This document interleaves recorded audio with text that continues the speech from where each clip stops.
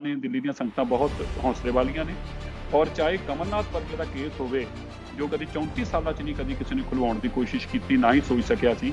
ਮੈਂ 35 ਸਾਲਾਂ ਬਾਅਦ ਉਹ ਕੇਸ ਨੂੰ ਖੁਲਵਾ ਕੇ ਕਮਲਨਾਥ ਦੇ ਖਿਲਾਫ ਦੁਬਾਰਾ ਤੋਂ ਫਰੈਸ਼ ਐਵੀਡੈਂਸ ਸ਼ੁਰੂ ਕਰਾਇਆ। ਇਹੀ ਸੱਜਣ ਕੁਮਾਰ ਜਿਹੜਾ ਮੇਰੇ ਜਿੱਥੋਂ ਮੈਂ ਕਾਉਂਸਲਰ ਰਿਹਾ ਹਾਂ ਉਸ ਮੇਰੇ ਇਲਾਕੇ ਦਾ ਨਿਵਾਸੀ ਆ ਜਿਹਦੀ ਇੱਥੇ ਤੂਤੀ ਫੁੱਲਦੀ ਸੀ ਜਦੋਂ ਇਹਨੂੰ ਪੁਲਿਸ 91 ਵਿੱਚ ਫੜਨ ਆਈ ਸੀ, ਗੱਡੀਆਂ ਨੂੰ ਅੱਗ ਲਾ ਦਿੱਤੀ ਸੀ, ਮੈਨੂੰ ਕੋਈ ਪਕੜ ਨਹੀਂ ਸਕਿਆ ਸੀ। ਮੈਂ ਉਸੇ ਇਲਾਕੇ 'ਚ ਰਹਿ ਕੇ ਗੁਰੂ ਸਾਹਿਬ ਦੀ ਰਹਿਮਤ ਬਖਸ਼ੀ ਸਦਕੇ ਇਹਦੀ ਜ਼ਮਾਨਤ ਜ਼ਬਤ ਕਰਾਈ। ਉੱਥੇ ਮਾਦੀ ਪੁੱਤ ਜਿੱਥੇ ਰਹਿੰਦਾ ਹੈ ਉੱਥੇ ਦੀ ਜ਼ਮਾਨਤ ਜ਼ਬਤ ਕਰਾ ਕੇ ਆਪ ਵੀ ਬਣ ਕੇ ਨਿਕਲਿਆ, ਮੇਰੀ ਵਾਈਫ ਵੀ ਕਾਉਂਸਲਰ ਬਣ ਕੇ ਨਿਕਲੀ ਔਰ ਇਹਨਾਂ ਦੇ ਲੱਖ ਕੋਸ਼ਿਸ਼ਾਂ ਦੇ ਬਾਵਜੂਦ ਮੈਂ ਦਿੱਲੀ ਕਮੇਟੀ ਦੇ ਅੰਦਰ ਵੀ ਪਹੁੰਚਿਆ ਔਰ ਦੋ ਵਾਰ ਇਹਨਾਂ ਦੀ ਜ਼ਮਾਨਤ ਜ਼ਬਤ ਕਰਾ ਕੇ MLA ਬਣ ਕੇ ਆਇਆ ਕਿਉਂਕਿ ਗੁਰੂ ਦੇ ਸਿੱਖ ਜਿਹੜੇ ਨੇ ਉਹ ਮੇਰਾ ਭਰਪੂਰ ਸਾਥ ਦਿੰਦੇ ਨੇ ਔਰ ਅਸੀਂ ਉਹਨਾਂ ਦੀ ਲੜਾਈ ਲੜਦੇ ਹਾਂ। ਦਿੱਲੀ ਦੇ ਅੰਦਰ ਦੇਸ਼ ਦੇ ਅੰਦਰ ਆਨੰਦਕਾਰੀ ਐਕਟ ਨੂੰ ਅਗਰ ਸਾਰੇ ਸੂਬਿਆਂ 'ਚ ਕਿਸੇ ਨੂੰ ਲਾਗੂ ਕਰਾਇਆ ਤਾਂ ਆਪ ਜੀ ਦੇ ਦਾਸ ਨੇ ਕਰਾਇਆ ਹੈ। ਅੱਜ ਦੀ ਨਹੀਂ ਹਰ ਮੁੱਦੇ ਦੇ ਉੱਤੇ ਚਾਹੇ 1984 ਦਾ ਹੋਵੇ, ਚਾਹੇ ਸਿੱਖਾਂ ਦਾ ਹੋਵੇ, ਚਾਹੇ ਮੁਖਰਜੀ ਨਗਰ ਅੰਦਰ ਪੁਲਿਸ ਦਾ ਹਮਲਾ ਹੋਇਆ ਹੋਵੇ, ਉਹਨਾਂ ਨੂੰ ਨੌਕਰੀਆਂ ਤੋਂ ਬਰਖਾਸਤ ਕਰਾਉਣਾ ਔਰ ਉਸ ਵੇਲੇ ਨਵੀਂ ਚੁਣੀ ਸਰਕਾਰ ਜਿਹਦੇ ਗ੍ਰਹਿ ਮੰਤਰੀ ਅਮਿਤ ਸ਼ਾਹ ਹੋਵੇ ਅਗਰ ਕਿਸੇ ਤੇ ਜ਼ਰੂਰਤ ਆ ਉਸ ਸਰਕਾਰ ਦੇ ਖਿਲਾਫ ਕਰਨ ਦੀ ਤਾਂ ਆਪ ਜੀ ਦੇ ਦਾਸ ਦੇ ਖਿਲਾਫ ਅੰਦਰ ਹਿੰਮਤ ਆ। ਮੈਂ ਕੋਈ ਪਰਵਾਹ ਨਹੀਂ ਕਰਦਾ, ਆਪਣੀ ਕੌਮ ਪਿੱਛੇ ਲੜਾਈ ਲੜਦਾ ਭਾਵੇਂ ਦਾ ਨਤੀਜਾ ਕੁਛ ਵੀ ਨਿਕਲੇ।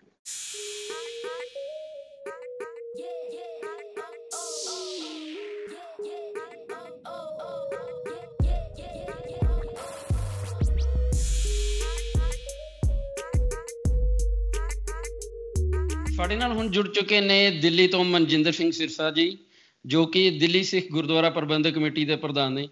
ਤੇ ਸਿਰਸਾ ਜੀ ਤੁਹਾਡਾ ਆਪਣਾ ਫਰੈਂਡਸ ਚੈਨਲ ਦੇ ਸਾਫ਼ ਤੇ ਸਿੱਧੀ ਗੱਲ ਦੇ ਵਿੱਚ ਬਹੁਤ ਬਹੁਤ ਸਵਾਗਤ ਹੈ ਜੀ। ਮਹਾਰਾਜ ਜੀ ਸਤਿ ਸ਼੍ਰੀ ਅਕਾਲ ਜੀ। ਵਾਹਿਗੁਰੂ ਜੀ ਕਾ ਖਾਲਸਾ ਵਾਹਿਗੁਰੂ ਜੀ ਕੀ ਫਤਿਹ। ਸਭ ਤੋਂ ਪਹਿਲੇ ਅਸੀਂ ਤੁਹਾਨੂੰ ਜਿੰਨੀ ਵੀ ਦੁਨੀਆ ਦੇ ਵਿੱਚ ਸਿੱਖ ਸੰਗਤ ਰਹਿ ਰਹੀ ਹੈ ਉਹਨਾਂ ਦੇ ਵੱਲੋਂ ਬਹੁਤ ਬਹੁਤ ਧੰਨਵਾਦ ਕਰਨਾ ਚਾਹੁੰਦੇ ਹਾਂ ਜਿਹੜਾ ਕਿ ਬੰਗਲਾ ਸਾਹਿਬ ਤੇ ਹੋਰ ਗੁਰਦੁਆਰਿਆਂ ਨੇ ਇਸ ਲੋਕਡਾਊਨ ਦੇ ਦੌਰਾਨ ਜਿਸ ਤਰੀਕੇ ਨਾਲ ਇਹ ਲੰਗਰ ਸੇਵਾ ਨਿਭਾਈ ਹੈ ਉਹਦੇ ਨਾਲ ਪੂਰੀ ਦੁਨੀਆ 'ਚ ਵਸਦੇ ਜਿੰਨੇ ਵੀ ਸਿੱਖ ਹੈਗੇ ਆ ਨਾ ਉਹਨਾਂ ਦਾ ਇੰਨਾ ਕੁ ਮਾਣ ਉੱਚਾ ਸਿਰ ਇੰਨਾ ਕੁ ਉੱਚਾ ਹੋਇਆ ਉਹ ਅਸੀਂ ਬਿਆਨ ਨਹੀਂ ਕਰ ਸਕਦੇ। ਇਸ ਲਈ ਸਭ ਤੋਂ ਪਹਿਲੇ ਤਾਂ ਤੁਹਾਡਾ ਸ਼ੁਕਰੀਆ ਅਦਾ ਕਰਨਾ ਚਾਹੁੰਦੇ ਹਾਂ ਕਿ ਸਾਡਾ ਬਾਹਰ ਬੈਠੇ ਸਾਰੇ ਸਿੱਖਾਂ ਦਾ ਬਹੁਤ ਮਾਣ ਉੱਚਾ ਹੋਇਆ। ਦੇਖੋ ਇਹ ਗੁਰੂ ਹਰਕ੍ਰਿਸ਼ਨ ਪਾਤਸ਼ਾਹ ਜੀ ਦਾ ਦਰ ਆ, ਮੇਰੀ ਕੋਈ ਹੈਸੀਅਤ ਨਹੀਂ। ਮੈਂ ਤੇ ਇੱਕ ਉੱਥੋਂ ਦਾ ਝਾੜੂ ਬਾਜ਼ਾਰ ਹਾਂ, ਇੱਕ ਉਹਨਾਂ ਦਾ ਕੁੱਕਰ ਉਸ ਦਰ ਦਾ। ਗੁਰੂ ਸਾਹਿਬ ਨੇ ਆਪਣੇ ਦਾਸਾਂ ਤੋਂ ਆਪ ਸੇਵਾ ਲੈਣੀ ਆ ਔਰ ਜੋ ਵਡਿਆਈ ਆ ਉਹਨਾਂ ਦੀ ਝੋਲੀ ਪਾਉਂਦੇ ਨੇ ਤੇ ਸਾਡੇ ਵਰਗੇ ਬੰਦੇ ਦੀ ਕੋਈ ਹੈਸੀਅਤ ਹੀ ਨਹੀਂ ਹੋ ਸਕਦੀ। ਔਰ ਉਹ ਗੁਰੂ ਹਰਕ੍ਰਿਸ਼ਨ ਪਾਤਸ਼ਾਹ ਜੀ ਦਾ ਦਰ ਐਸਾ ਹੈ ਕਿ ਜਿਸ ਦੀ ਪੂਰੀ ਦੁਨੀਆ ਦੇ ਅੰਦਰ ਅੱਜ ਮਹਿਮਾ ਹੋ ਰਹੀ ਆ ਔਰ ਉਹਦੇ ਅੰਦਰ ਤੁਹਾਡੇ ਵਰਗੇ ਅਨੇਕਾਂ ਪੂਰੀ ਦੁਨੀਆ ਭਰ ਜਦੋਂ ਸਿੱਖ ਬੈਠੇ ਨੇ ਉਹਨਾਂ ਨੇ ਜੋ ਆਪਣੇ ਦਸਵੰਧ ਰੂਪੀ ਆਪਣੀ ਸੇਵਾਵਾਂ ਭੇਜੀਆਂ ਤੇ ਉਹਨਾਂ ਦੇ ਸਦਕੇ ਹੀ ਇਹ ਸੇਵਾ ਸੰਭਵ ਹੋਈ ਹੈ। ਸੋ ਗੁਰੂ ਸਾਹਿਬ ਨੇ ਆਪ ਹੀ ਆਪਣੇ ਸਾਰੇ ਸੇਵਕਾਂ ਤੋਂ ਇਹ ਮਹਾਨ ਸੇਵਾ ਲਈ ਆ। ਸਾਨੂੰ ਥੋੜਾ ਜਿਹਾ ਇਹਦੇ ਤੇ ਚਾਨਣਾ ਪਾ ਦੋਗੇ ਕਿ ਕਿੰਨਾ ਕੁ ਇੱਕ ਡੇਲੀ ਦੇ ਵਿੱਚ ਲੰਗਰ ਪੱਕ ਰਿਹਾ ਸੀ, ਕਿੰਨੇ ਕੁ ਲੋਕਾਂ ਤੱਕ ਜਾ ਰਿਹਾ ਸੀ, ਥੋੜਾ ਜਿਹਾ ਸਾਡੇ ਦਰਸ਼ਕਾਂ ਨੂੰ। ਜੀ ਅਲੱਗ-ਅਲੱਗ ਟਾਈਮ ਤੇ ਅਲੱਗ-ਅਲੱਗ ਆ। ਜਿਵੇਂ ਗੁਰਦੁਆਰਾ ਬੰਗਲਾ ਸਾਹਿਬ ਦੀ ਆਪਾਂ ਅਗਰ ਗੱਲ ਕਰੀਏ ਤੇ ਤਕਰੀਬਨ 1 ਲੱਖ ਬੰਦੇ ਦਾ, ਕਦੀ 97,000 ਦਾ, ਕਦੀ 92,000 ਦਾ, ਕਦੀ 1 ਲੱਖ ਤੋਂ ਉੱਤੇ ਵੀ ਚਲੇ ਗਿਆ। ਪਰ ਹੁਣ ਐਵਰੇਜ ਜਿਹੜੀ ਆ 97,000 ਦੇ ਆਸ-ਪਾਸ, 1 ਲੱਖ ਆਦਮੀ ਦੇ ਆਸ-ਪਾਸ ਗੁਰਦੁਆਰਾ ਬੰਗਲਾ ਸਾਹਿਬ ਤੋਂ ਖਾਲੀ। ਇਸ ਦੇ ਨਾਲ ਹੀ ਗੁਰਦੁਆਰਾ ਉਸ ਤੋਂ ਬਾਅਦ ਜੋ ਸਭ ਤੋਂ ਵੱਡਾ ਲੰਗਰ ਬਣਦਾ ਉਹ ਗੁਰਦੁਆਰਾ ਨਾਨਕ ਪਿਓ ਸਾਹਿਬ ਤੋਂ ਜਿੱਥੇ 20,000 25,000 ਲੋਕਾਂ ਦਾ ਰੋਜ਼ ਲੰਗਰ ਜਾਂਦਾ ਹੈ। ਇਸੇ ਤਰ੍ਹਾਂ ਗੁਰਦੁਆਰਾ ਮਜਨੂ ਕਾ ਟੀਲਾ ਸਾਹਿਬ ਤੇ ਉੱਥੋਂ ਵੀ ਗੁਰੂ ਘਰ 'ਚ ਦਾ ਲੰਗਰ ਬਣ ਕੇ ਉੱਥੋਂ ਦੇ ਇਲਾਕੇ 'ਚ ਜਾਂਦਾ ਹੈ। ਇਸੇ ਤਰ੍ਹਾਂ ਗੁਰਦੁਆਰਾ ਨਾਨਕ ਪਿਓ ਸਾਹਿਬ ਤੋਂ ਉਹ ਗੁਰਦੁਆਰਾ ਬਾਲਾ ਸਾਹਿਬ ਤੋਂ ਬਣ ਕੇ ਲੰਗਰ ਜਾਂਦਾ ਹੈ। ਇਸੇ ਤਰ੍ਹਾਂ ਗੁਰਦੁਆਰਾ ਸੀਸਗੰਜ ਸਾਹਿਬ ਤੋਂ ਤੇ ਗੁਰਦੁਆਰਾ ਮੋਤੀ ਬਾਗ ਸਾਹਿਬ ਤੋਂ ਸਾਰੇ ਗੁਰੂ ਘਰਾਂ ਤੋਂ ਲਗਭਗ ਇਹ ਹਰ ਇਲਾਕੇ ਦੇ ਹਿਸਾਬ ਨਾਲ ਉੱਥੋਂ ਦੀਆਂ ਜਿੱਥੇ ਜਿੱਥੇ ਜੋ ਲੋੜ ਸੀ ਉਸ ਇਲਾਕਾ ਜਿਹੜੇ ਨੇੜੇ ਪੈਂਦਾ ਸੀ ਉੱਥੇ ਜਿਹੜਾ ਇਹ ਲੰਗਰ ਬਣ ਕੇ ਜਾਂਦਾ ਸੀ। ਇਸ ਦੇ ਨਾਲ ਹੀ ਅਸੀਂ ਜੋ ਸਾਡੇ ਕੁਛ ਇੰਸਟੀਟਿਊਸ਼ਨ ਸੀਗੇ ਜਿਵੇਂ ਇੰਜੀਨੀਅਰਿੰਗ ਕਾਲਜ ਸੀ ਸਾਡਾ ਜਿੱਥੇ ਗੁਰਦੁਆਰੇ ਨਹੀਂ ਸੀ ਜਾਂ ਬਦਰਪੁਰ ਅੰਦਰ ਜਾਂ ਜਮਨਾ ਪਾਰ ਅੰਦਰ ਉੱਥੇ ਅਸੀਂ ਅਲੱਗ-ਅਲੱਗ ਜਗ੍ਹਾ ਤੇ ਜਾਂ ਸਿੰਘ ਸਭਾਵਾਂ ਨਾਲ ਟਾਈ ਅਪ ਕਰਕੇ ਅਲੱਗ-ਅਲੱਗ ਜਗ੍ਹਾ ਤੇ ਅਸੀਂ ਇਸ ਲੰਗਰ ਨੂੰ ਬਣਾ ਕੇ ਤੇ ਉੱਥੇ ਦੀਆਂ ਸੰਗਤਾਂ ਵਾਸਤੇ ਪਹੁੰਚਾਉਣਾ ਸ਼ੁਰੂ ਕੀਤਾ। ਇਹ ਸੀਗਾ ਸਾਡਾ ਜੋ ਗੁਰਦੁਆਰਾ ਸਾਹਿਬ ਤੋਂ ਬਣ ਕੇ ਲੰਗਰ ਜਾਂਦਾ ਸੀ। ਇਹਦੇ ਇਲਾਵਾ ਜੋ ਸਾਡੇ ਆਪਣੇ ਸਿੱਖ ਪਰਿਵਾਰ ਸੀਗੇ ਉਹਨਾਂ ਵਾਸਤੇ ਕੱਚੀ ਰਸਦ ਜਿਹੜੀ ਸੀਗੀ ਉਹਦੇ ਪੈਕਟ ਬਣਾ ਕੇ ਵੀ ਦਿੱਲੀ ਦੇ 46 ਮੈਂਬਰ ਸਾਹਿਬਾਨਾਂ ਦੇ ਇਲਾਕਿਆਂ ਦੇ ਅੰਦਰ ਹਰ ਜਗ੍ਹਾ ਉਹਨਾਂ ਨੂੰ ਕੱਚੀ ਰਸਦ ਦੇ ਪੈਕਟ ਜਿਹੜੇ ਉਹ ਪਹੁੰਚਾਏ ਗਏ। ਸੋ ਦੋਵੇਂ ਚੀਜ਼ਾਂ ਜਿਹੜੀਆਂ ਨੇ ਇਹ ਸਾਰੀਆਂ ਆਪ ਦੀ ਸੰਗਤਾਂ ਦੇ ਸਹਿਯੋਗ ਸਦਕੇ ਹੀ ਸੰਭਵ ਹੋਇਆ ਹੈ। ਤੇ ਇਹਦੇ ਵਿੱਚ ਇੱਕ ਟਾਈਮ ਤੇ ਇੱਕ ਦਿਨ ਦੇ ਵਿੱਚ ਕਿੰਨੇ ਕੁ ਸੇਵਾਦਾਰ ਜਿਹੜੇ ਕਿ ਸੇਵਾ ਨਿਭਾ ਰਹੇ ਸਨ? ਇਹਦੇ ਅੰਦਰ ਤਕਰੀਬਨ 500 ਲੋਕ ਟੋਟਲ ਨੇ ਜਿਹਦੇ ਅੰਦਰ ਲਾਂਗਰੀ ਵੀ ਨੇ, ਜਿਹਦੇ ਅੰਦਰ ਸੇਵਾਦਾਰ ਵੀ ਨੇ, ਜਿਹਦੇ ਅੰਦਰ ਹੈਲਪਰ ਵੀ ਨੇ, ਜਿਹਦੇ ਅੰਦਰ ਸਬਜ਼ੀ ਕੱਟਣ ਵਾਲੇ ਵੀ ਨੇ, ਜਿਹਦੇ ਅੰਦਰ ਡਰਾਈਵਰ ਵੀ ਨੇ, ਪੋਰਟਰ ਵੀ ਨੇ, ਮਤਲਬ ਸਾਰੇ ਮਿਲਾ ਕੇ ਤਕਰੀਬਨ 550 ਆਦਮੀ ਦੇ ਆਸ-ਪਾਸ ਸਾਡੇ ਮੈਨੇਜਰ ਨੂੰ ਮਿਲਾ ਕੇ ਇਹ ਸਾਰੇ ਪ੍ਰਬੰਧ ਦੇਖ ਰਹੇ ਨੇ। ਤੇ ਇਹਨਾਂ ਦੇ ਉਦੋਂ ਲੋਕਡਾਊਨ ਦੇ ਦਰਮਿਆਨ ਪਾਸ ਬਣੇ ਹੋਏ ਸਨ, ਘਰੇ ਚਲੇ ਜਾਂਦੇ ਜਾਂ ਇੱਥੇ ਰੁਕ ਰਹੇ ਸਨ? ਅਲੱਗ-ਅਲੱਗ ਸੀ ਜੀ। ਪਹਿਲਾਂ ਤੇ ਪਾਸ ਤੇ ਦੇਖੋ, ਕਿਉਂਕਿ ਦਿੱਲੀ ਸਰਕਾਰ, Delhi police, new Delhi municipal corporation of Delhi, north Delhi municipal corporation, home guard, ਦੇਸ਼ ਦੀ ਸਰਕਾਰ, ਹਿੰਦੁਸਤਾਨ ਦੀ ਸਰਕਾਰ, ਉਹਦੀ ਕਈ ਜਿਹੜੀਆਂ ਨੇ ਸੰਸਥਾਵਾਂ, ਇਹ ਸਾਰੇ ਹੀ ਗੁਰੂ ਘਰ ਤੋਂ ਆ ਕੇ ਲੰਗਰ ਲੈ ਕੇ ਜਾਂਦੇ ਸੀ। ਇਸ ਕਰਕੇ ਪਾਸਾਂ ਤੇ ਇਹਨਾਂ ਨੇ ਸਭ ਨੂੰ ਖੁਦ ਨੂੰ ਬਣਾ ਕੇ ਦਿੱਤੇ ਸੀ, ਗੱਡੀਆਂ ਦੇ ਪਾਸ, ਲੋਕਾਂ ਦੇ ਪਾਸ।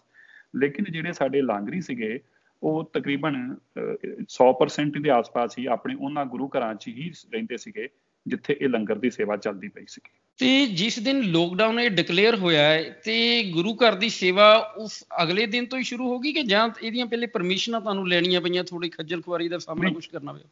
ਨਹੀਂ, ਸਾਨੂੰ ਕੋਈ ਖੱਜਲ ਖੁਆਰੀ ਤਾਂ ਨਹੀਂ ਕਰਨੀ ਪਈ, ਪਰ ਹਾਂ ਪਰਮਿਸ਼ਨ ਲੈਣੀ ਪਈ। ਦਿੱਲੀ ਦੇ ਅੰਦਰ ਜੋ ਦਿੱਲੀ ਸਰਕਾਰ ਆ, ਅਰਵਿੰਦ ਕੇਜਰੀਵਾਲ ਮੁੱਖ ਮੰਤਰੀ ਹੈ ਜਿਸ ਦੇ, ਉਹਨਾਂ ਦੇ ਦਾਇਰੇ ਅੰਦਰ ਸੀ। ਔਰ ਜਦੋਂ ਉਹਨਾਂ ਨੇ ਸਾਡੇ ਤੋਂ ਮੰਗਿਆ, ਕਿਉਂਕਿ ਉਹਨਾਂ ਨੇ ਸਾਨੂੰ ਕਿਹਾ ਲੰਗਰ ਦਿਓ, ਅਸੀਂ ਉਹਨਾਂ ਨੂੰ ਇੱਕੋ ਗੱਲ ਕਹੀ ਸੀ, ਅਸੀਂ ਲੰਗਰ ਜ਼ਰੂਰ ਪ੍ਰੋਵਾਈਡ ਕਰਾਂਗੇ, ਪਰ ਅਸੀਂ ਇਹ ਨਹੀਂ ਚਾਹੁੰਦੇ ਕਿ ਕਿਸੇ ਤਰੀਕੇ ਦੀ ਸਾਡੇ ਤੇ ਕੱਲ੍ਹ ਨੂੰ ਦੂਸ਼ਣਬਾਜ਼ੀ ਆਵੇ। ਇਸ ਕਰਕੇ ਤੁਸੀਂ ਸਾਨੂੰ ਪਹਿਲੀ ਗੱਲ ਹੈ ਲਿਖਤੀ ਤੌਰ ਤੇ ਮੰਗੋ ਜੋ ਵੀ ਮੰਗਣਾ, ਔਰ ਦੂਜੀ ਗੱਲ ਇਹ ਆ ਕਿ ਜੋ ਸਟਾਫ ਹੈ ਸਭ ਨੂੰ ਪਰਮਿਸ਼ਨਾਂ ਦਿਓ। ਔਰ ਉਹਨਾਂ ਨੇ ਸਾਨੂੰ ਤੁਰੰਤ ਪਰਮਿਸ਼ਨਾਂ ਦਿੱਤੀਆਂ, ਸਾਨੂੰ ਐਸੀ ਕੋਈ ਦਿੱਕਤ ਪਰੇਸ਼ਾਨੀ ਦਿੱਲੀ 'ਚ ਨਹੀਂ ਆਈ।